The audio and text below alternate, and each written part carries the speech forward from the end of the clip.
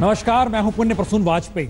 दस्तक में शुरुआत आज खाली पदों से। जी, नीति आयोग के डिप्टी चेयरमैन का पद यानी अरविंद पनगड़िया जी ने इस्तीफा दे दिया है, वो पद भी खाली हो गया। डिफेंस मिनिस्ट्री पहले से पद खाली है। सूचना प्रसारण मंत्रालय भी अतिरिक्त प्रभार पर चल रहा है। शहरी विकास मंत्रालय भी अतिरिक्त प्रभार पर चल रहा है। किसे लाया जाएगा, कब मंत्रिमंडल विस्तार होगा, देश इंतजार कर रहा है। लेकिन इंतजार के बीच आज हम आपको सावधान कर रहे हैं। सावधान इसलिए क्योंकि जिन खबरों को दिखा रहे हैं उसके जरिए आने वाले वक्त की कुछ आहट है।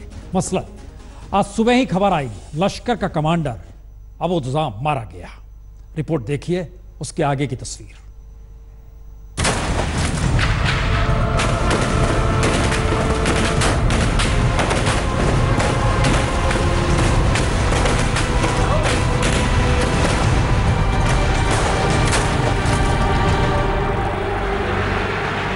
तो लश्कर का कमांडर अबू दुजाना मारा गया और हिजबुल का कमांडर रियाज नाइक को भी आज नहीं तो कल सेना के निशाने पर आ ही जाएगा। क्योंकि बुरहान वानी के बाद से घाटी में अगर आतंक की रफ्तार तेज हुई तो सेना की कार्रवाई में भी तेजी आई है और सेना के निशाने पर ये 12 चेहरे हैं।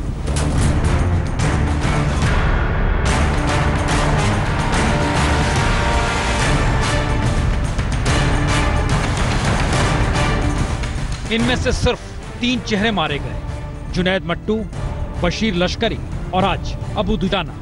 बाकी चेहरे घाटी में ही, जो आतंक की साजिश कहीं ना कहीं रच ही रहे होंगे। लेकिन ये वो आतंकवादी हैं जिन्हें नाम से जाना जाता है, जिनकी पहचान पर लाखों के इनाम थे। अबू दुजाना पर भी 30 लाख का इनाम था। लेकिन घाटी में आतंक की रफ्तार को अगर इनकाउंटर में मारे जा रहे आतंकवादियों से समझे तो बुरहान के बाद 200 से ज्यादा आतंकवादी मारे जा चुके हैं।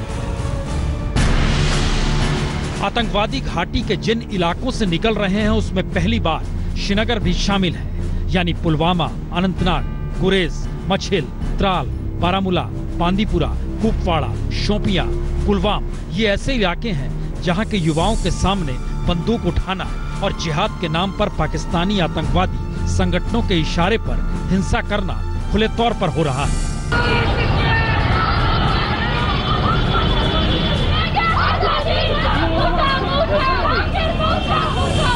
और अगर आतंकवादी श्रीनगर से भी निकल रहे हैं तो फिर आतंक का समाजीकरण हो कैसे रहा है, उसको लेकर यह तस्वीर भी देख लीजिए। यह तस्वीर स्कूली छात्राओं की है। जरा कल्पना कीजिए, एक तरफ आतंकवादी फौज के निशाने पर है और दूसरी तरफ स्कूल की छात्राएं सड़क पर। उनका ब्रेन वॉश किस तरीके से हो चला है, या फिर आतंक को लेकर कश्मीर घाटी में किस तरीके से आतंक का समाजीकरण किया जा चुका है, यह इस तस्वीर से बहुत साफ होता है कि इन्हें लगता है कि दरअसल फौज अगर आतंकवादियों को निशाने पर ले रही है तो इसका मतलब आतंकवाद निशाने पर लेना नहीं, बल्कि कहीं ना कहीं कश्मीर का सीना छलनी हो रहा है। जाहिर है ये ऐसी ही तस्वीर है जिसका लाभ पाकिस्तान को मिलता है और पाकिस्तान किस तरीके से पाकिस्तान के आतंकवादी संगठनों के जरिए कश्मीर के इन युवाओं को संपर्क में ले आता है और कौन सा निर्देश पाकिस्तान से मिलता है, ये बरस भर पहले अबू दुजाना की पाकिस्तान आतंकवादियों की बातचीत से भी समझा जा सकता है। खुफिया एजेंसियों ने जो बातचीत इंटरसेप्ट की, ये बातचीत 14 मार्च 2016 की है। उस वक्त दुजाना नामी आतंकी नहीं था, युवा था, हाथ में बंदूक थी। हथियारों का इंतजाम कराओ, अहमद वाला काम करना है। 2 सहयोगियों को हथियार की खेप लेने के लिए तैयार करो। हमारे ग्रुप में 10 लोग हैं, लेकिन हथियार सिर्फ 4 हैं। फौज से हथियार छीनो, AK-47 छीनने पर इनाम मिलेगा। इनाम?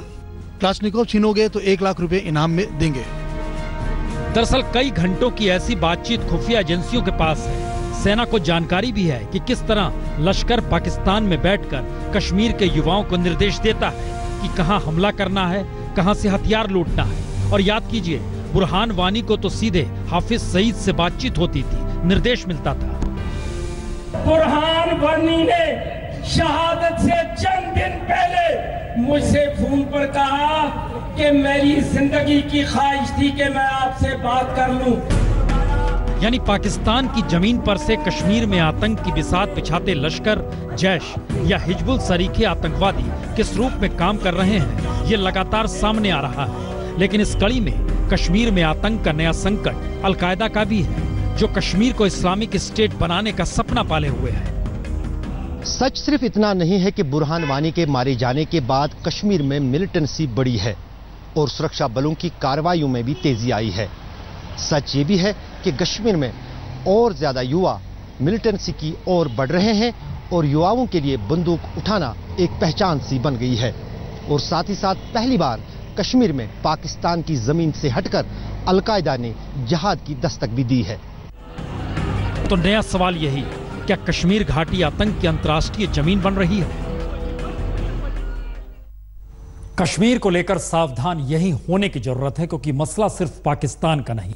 इससे पहले महबूबा मुफ्ती ने चीन का भी जिक्र किया, लेकिन अब जो हम आपको रिपोर्ट दिखाने जा रहे हैं वो पाकिस्तान की जमीन से नहीं, बल्कि अलकायदा के जरिए तालिबानी मिजाज के साथ इस्लामिक स्टेट बनाने की सोच की है।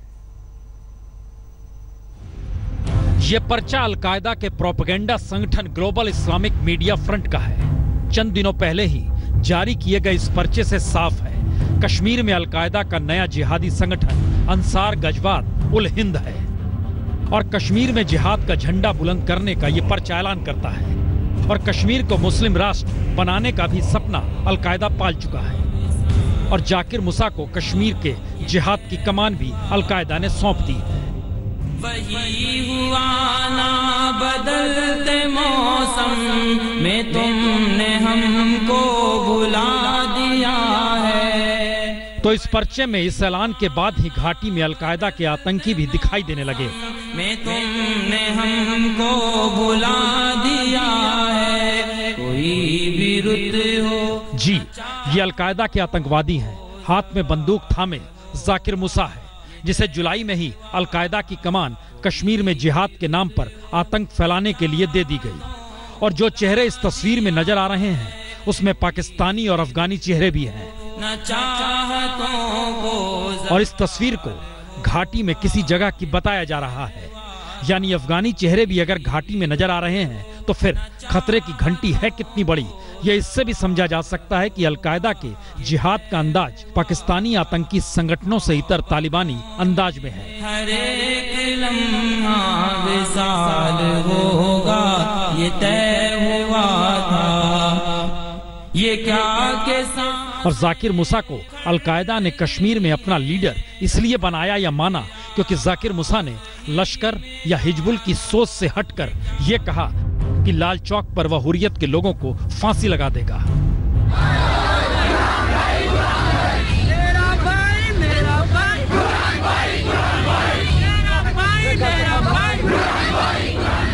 यानी आतंक के कई चेहरे बुरहान वानी के इनकाउंटर के बाद से बीते एक बरस में कैसे घाटी में हिंसा को अंजाम दे रहे हैं और घाटी में क्यों हालात आतंक से युद्ध सरीके हो चले हैं। इसके लिए एक बरस यानी जुलाई 2016 से जुलाई 2017 तक के हालात को ही परख लीजिए। इस दौर में 207 आतंकवादी मारे गए, 98 सुरक्षाकर्मी शहीद हो गए, 47 नागरिक भी मारे गए।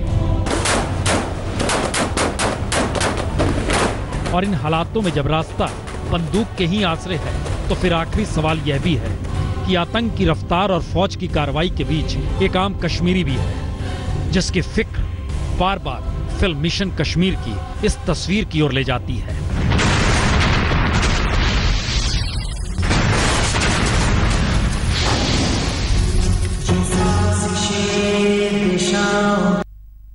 दरअसल डल लेक खूबसूरती का प्रतीक है, जन्नत का प्रतीक है, लेकिन जब आतंक का जिक्र हो रहा है तो एक तस्वीर आपके स्क्रीन पर है। बुरहान वानी के मारे जाने के बाद महीने दर महीने ये वो तस्वीर है जिसमें एक तरफ आतंकवादी मारे जा रहे हैं, दूसरी तरफ सुरक्षाकर्मी शहीद हो जा रहे हैं। और ये आंकड़े बतलाते हैं कि घाटी के हालात कितने बद से बदतर हो चले हैं।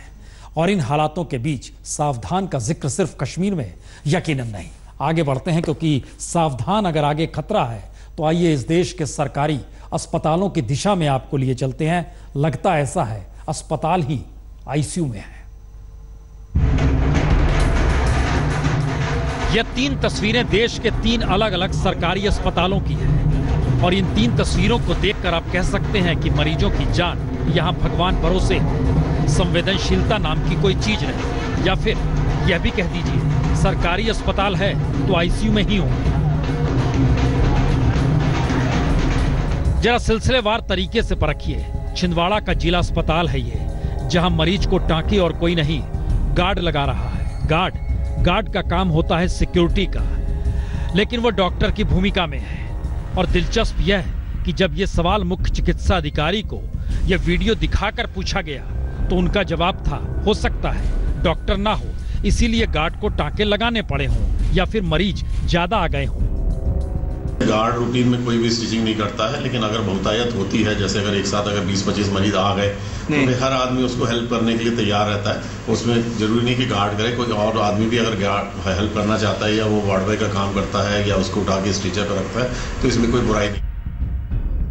अब मुख्य चिकित्सा अधिकारी के ज्ञान पर आप क्या कहिएगा। दूसरी तस्वीर दिखलाते हैं। यह तस्वीर गुंजन नाम की उस महिला की है जिसकी हाथरस के सामुदायिक स्वास्थ्य केंद्र पर मंगलवार को मौत इसलिए हो गई क्योंकि यहां से जिला अस्पताल ले जाने के लिए खड़ी 2 एम्बुलेंस में डीजल ही नहीं था, यानी गाड़ी थी, तेल नहीं।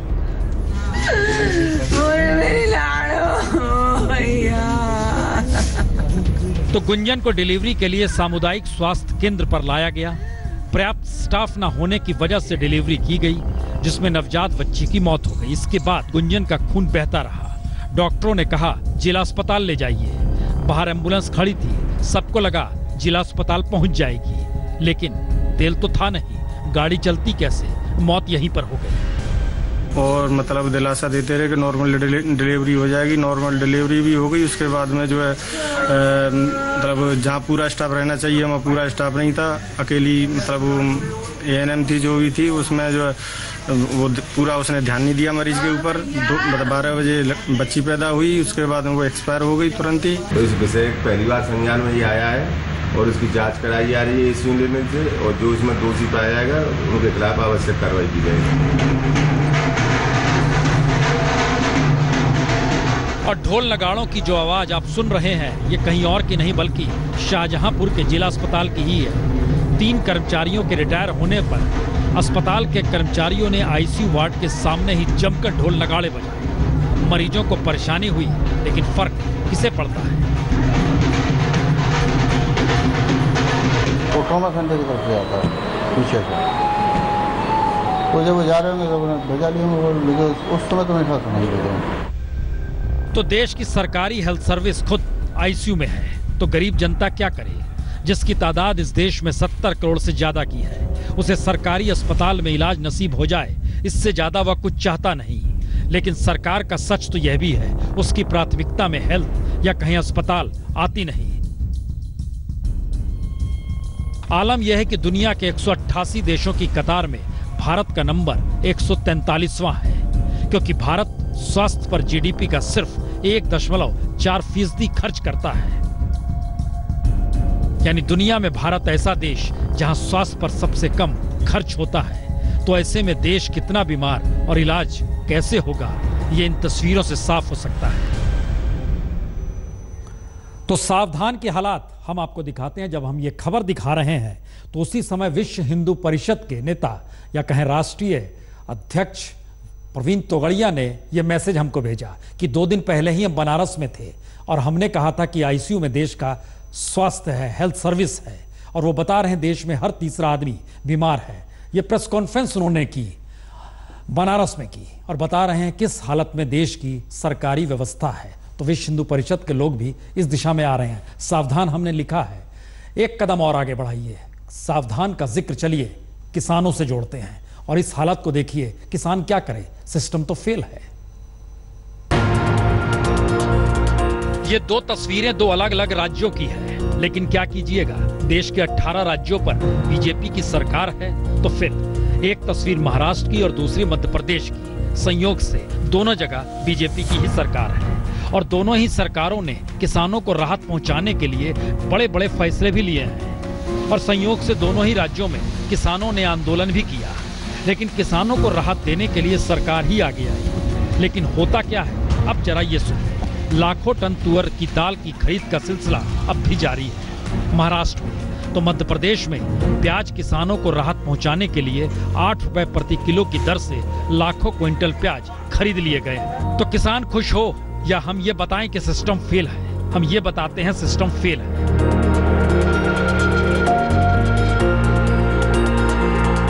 क्योंकि ये नजारा देखिए महाराष्ट्र का है, जहां किसान ट्रैक्टरों में हजारों क्विंटल दाल लेकर बिक्री केंद्र पर खड़े हैं। दरअसल सरकार ने अलग अलग केंद्रों पर 22 दिसंबर से 31 मई 2017 तक 67,34,000 क्विंटल दाल खरीदी और फिर बंद कर दी। किसानों ने आंदोलन किया तो खरीद दोबारा शुरू हुई और अब 31 अगस्त तक 23,82,000 क्विंटल दाल खरीदनी पड़ी।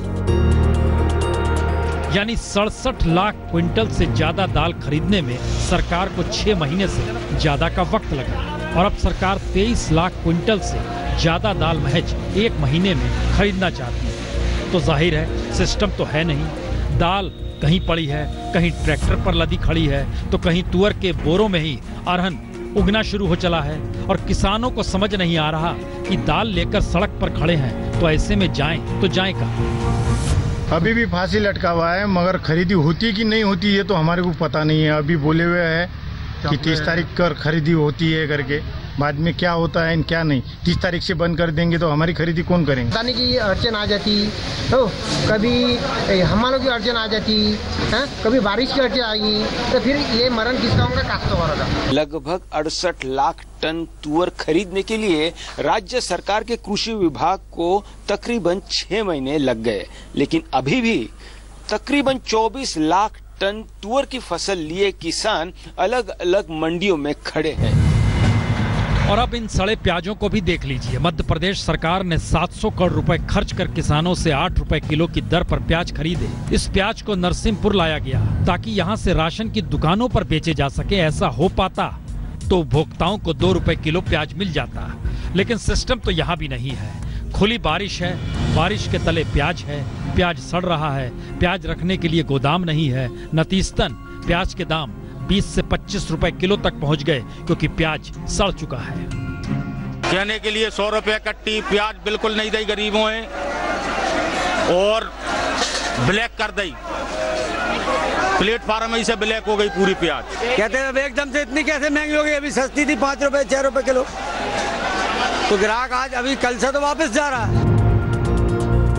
दिलचस्प है कि किसानों को प्याज के दाम नहीं मिल रहे, तभी उन्होंने आंदोलन शुरू किया था और इसी आंदोलन से घबराई सरकार ने 8 रुपए किलो प्याज की दर लगाकर किसानों से प्याज खरीदा। लेकिन बदइंतजामी ऐसी कि फिर प्याज सड़ते चले गए, प्याज के दाम भी बढ़ते चले गए। अब होगा तो क्या होगा। कई किसान सोच रहे हैं उन्होंने बेवजह सरकार को 8 रुपए पर प्याज बेच दिए। प्याज सड़ गई है, सरकार ने खरीदी है, स्टोरेज सही नहीं हो पाया इसके कारण। लेकिन सवाल क्या सिर्फ दाल और प्याज भर का है, या सवाल फेल सिस्टम का है, या सवाल शायद जरूरत या कहें बुनियादी ढांचा न होने का है। वो जो भी, लेकिन सरकार ने तो मान लिया कि किसानों को पैसे देकर उसने अपना कर्तव्य पूरा कर लिया है और जनता की गाड़ी कमाई का पैसा अगर प्याज और दाल की शक्ल में खराब हो भी जाता है तो फिर किसे क्या पड़ी है। देश में बहुत पैसा है। नरसिंहपुर में अनुज ममार और अकोला से धनंजय सामले के साथ पंकज खेलकर, पुणे, आज तक। तो एक तरफ खेती का सवाल, दूसरी तरफ उद्योग का सवाल, इंडस्ट्री का सवाल। सावधान आपको वहां भी कर रहे हैं। विकास के दावे हैं लेकिन कुछ पेच हैं। 8 कोर सेक्टर का हाल देख लीजिए। कोयला, कच्चा तेल, प्राकृतिक गैस, रिफाइनरी प्रोडक्ट्स, उर्वरक, स्टील, सीमेंट, बिजली। जी, देश के इन 8 प्रमुख उद्योग क्षेत्रों की हालत नाजुक है। तो क्या विकास के दावों में कोई पेच है? यकीनन, क्योंकि रिजर्व बैंक की मौद्रिक समीक्षा से ठीक पहले जारी हुए 8 प्रमुख उद्योग क्षेत्रों के आंकड़े इस बात के संकेत देते हैं कि विकास का रास्ता पटरी पर नहीं है।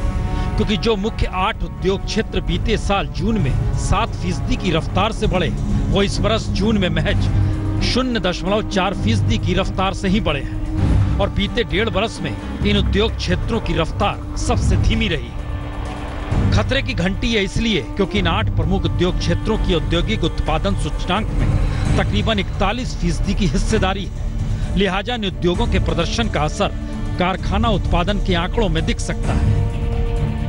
और मई के दौरान इन 8 कोर उद्योगों का उत्पादन 4.1% की दर से बढ़ा था, लेकिन जून में ये महज 0.4% रह गया।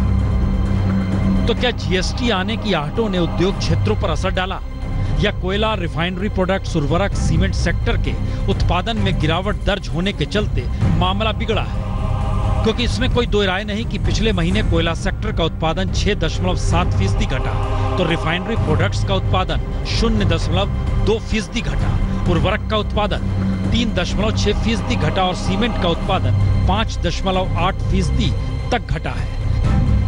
लेकिन सवाल सिर्फ उद्योग क्षेत्रों में सुस्ती के संकेत का नहीं, इसके असर का है।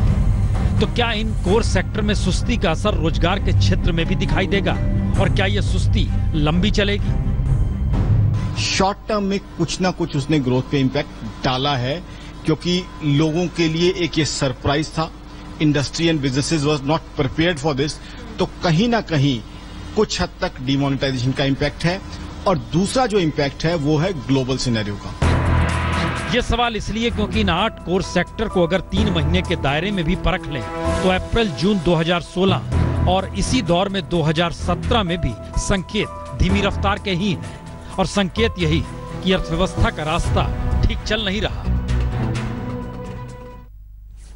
तो कहते तो यही है, सावधानी हटी दुर्घटना घटी। लेकिन अब जो दिखाने जा रहे हैं उसमें सावधानी नहीं, सब कुछ पता है। फिर आपके स्क्रीन पर क्या है जी, जब लालू के साथ नीतीश कुमार थे तब 68% दागी थे, अब बीजेपी के साथ हैं तो 76% दागी हैं। और उस वक्त 8 पर गंभीर मामले थे, अब 9 पर गंभीर मामले हैं। इस गंभीर मामले में हत्या का भी मामला है, अपहरण का भी मामला है, लूटपाट का भी मामला है। और ये पूरी फेहरिस्त बतलाती है कि किस पार्टी के किन आरोपों के तहत कौन कौन से विधायक कहां कहां फंसे हुए हैं। यकीनन ये तस्वीर लंबी है।